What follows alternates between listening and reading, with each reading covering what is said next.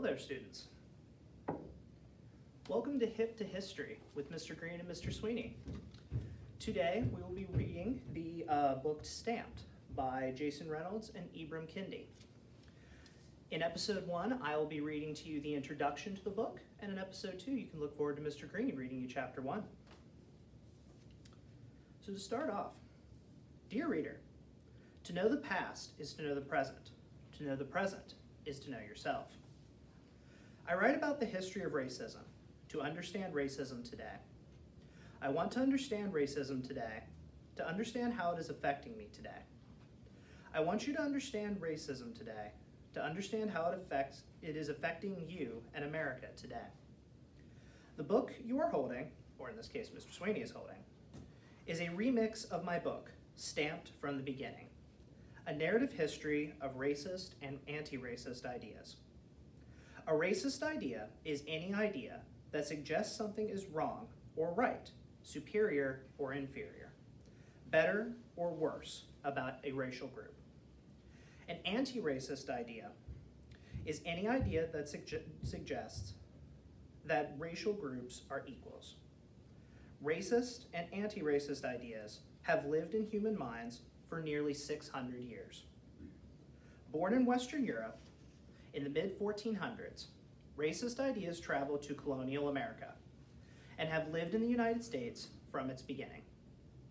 I chronicled their entire life in Stamped from the Beginning. The novelist Jason Reynolds adapted Stamped from the Beginning into this book for you. I wish I learned this history at your age. But there were no books telling the complete story of racist ideas. Some books told parts of the story. I hardly wanted to read them, though. Most were so boring, written in ways I could not relate to. But not Jason's book, not this book. Jason is one of the most gifted writers and thinkers of our time. I don't know of anyone who would have been better at connecting the past to the present for you. Jason is a great writer in the purest sense. A great writer snatches the human eye in the way that a thumping beat snatches the human ear, makes your head bob up and down. It is hard to stop when the beat is on. A great writer makes my head bob from side to side. It is hard to stop when the book is open. I don't think I'm a great writer like Jason, but I do think I'm a courageous writer.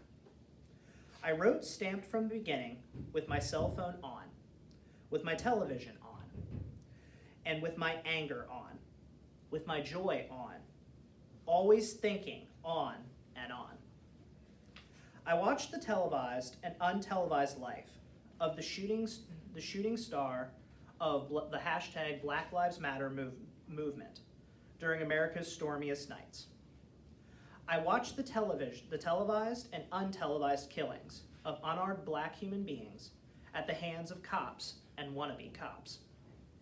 I somehow managed to write Stamped from the Beginning between the heartbreaking deaths of 17-year-old Trayvon Martin and 17-year-old Darnasha Harris, and 12-year-old Tamir Rice, and 16-year-old Kimani Gray, 18-year-old Michael Brown.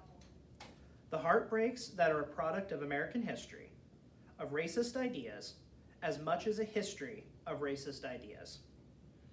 As a product of these heartbreaks. Lost my spot.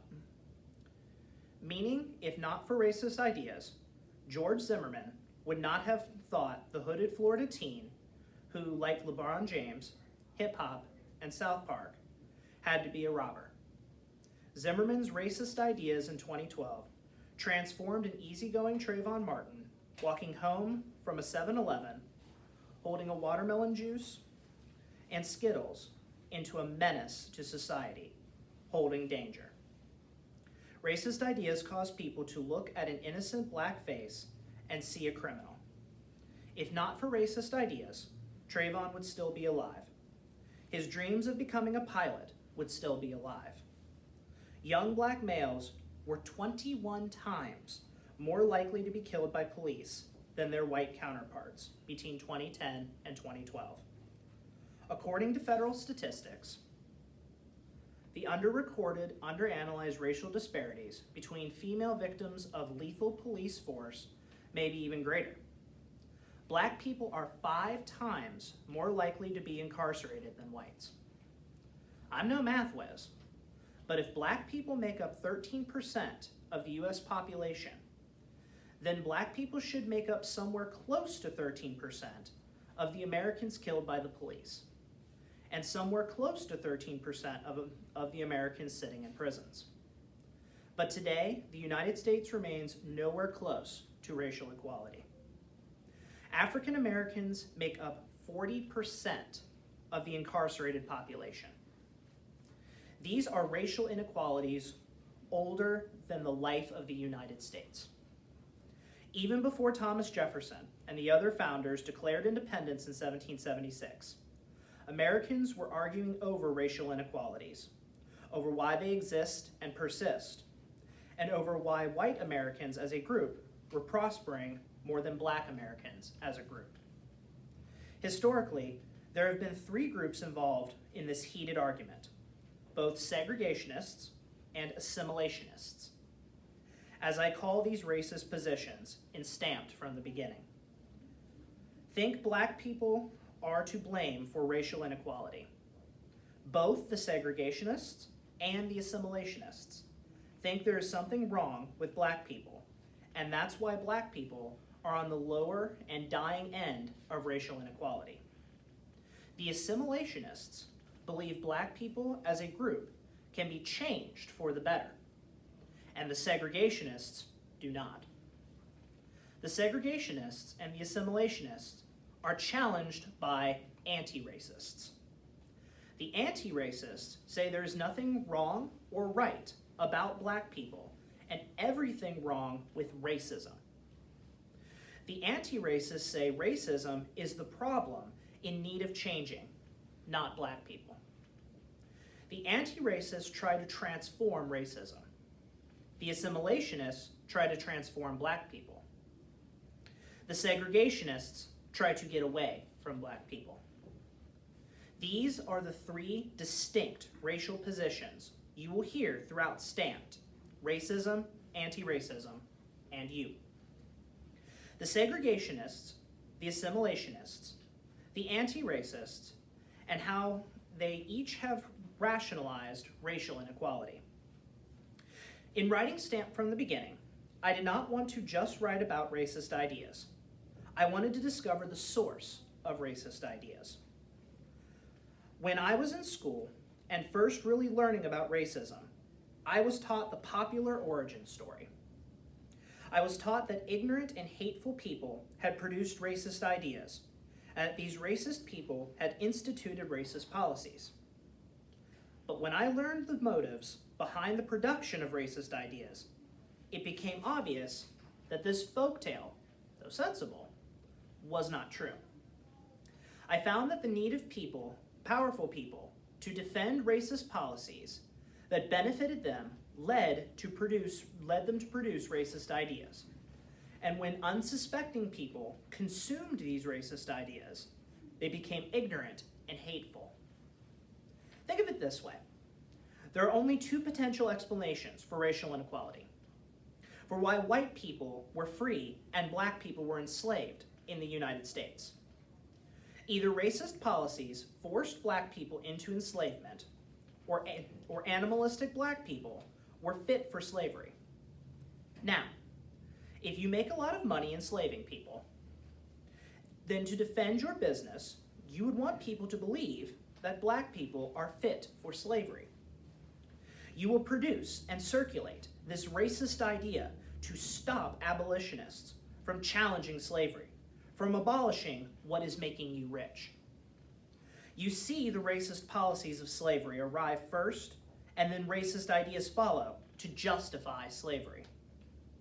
And these racist ideas make people ignorant about racism and hateful of racial groups. When I began writing Stamped from the Beginning, I must confess that I held quite a few racist ideas. Yes, me.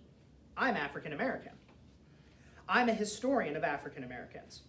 But it's important to remember that racist ideas are ideas. anyone can produce them or consume them, as this book shows. I thought there were certain things wrong with black people and other racial groups. Fooled by racist ideas, I did not fully recognize that the only thing wrong with black people is that we think something is wrong with black people. I did not fully realize that the only thing extraordinary about white people is that they think something is extraordinary about white people. There are lazy, hardworking, wise, unwise, harmless, and harmful individuals of every race, but no racial group is better or worse than another racial group in any way. Committed to this anti-racist idea of group equality, I was able to discover self-critique and shed the racist ideas I had consumed over my lifetime, while I uncovered and exposed the racist ideas that others have produced over the lifetime of America. The first step to building an anti-racist America is acknowledging America's racist past. By acknowledging America's racist past, we can acknowledge America's racist present.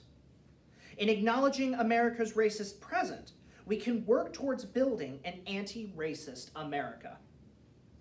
An anti-racist America where no one racial group has more or less, or is thought of as more or less.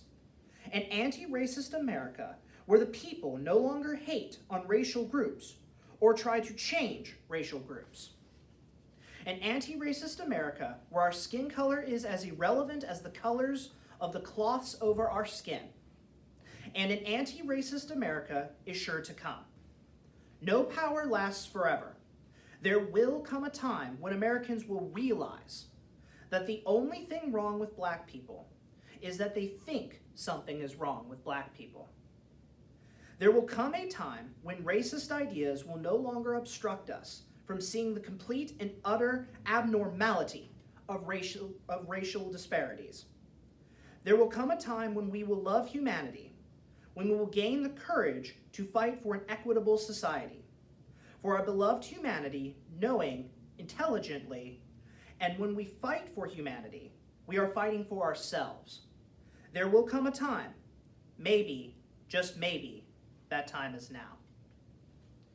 So in this first introduction, guys, hopefully this gives you an idea of what this book is about. As I said at the beginning, this will be something that we use throughout our class time in American history, and it is hopefully going to set a tone of how we will go about learning American history this year. I hope you enjoyed episode 1 of Hip to History with Mr. Sweeney and Mr. Green, and please join us next time for chapter 1 with Mr. Green.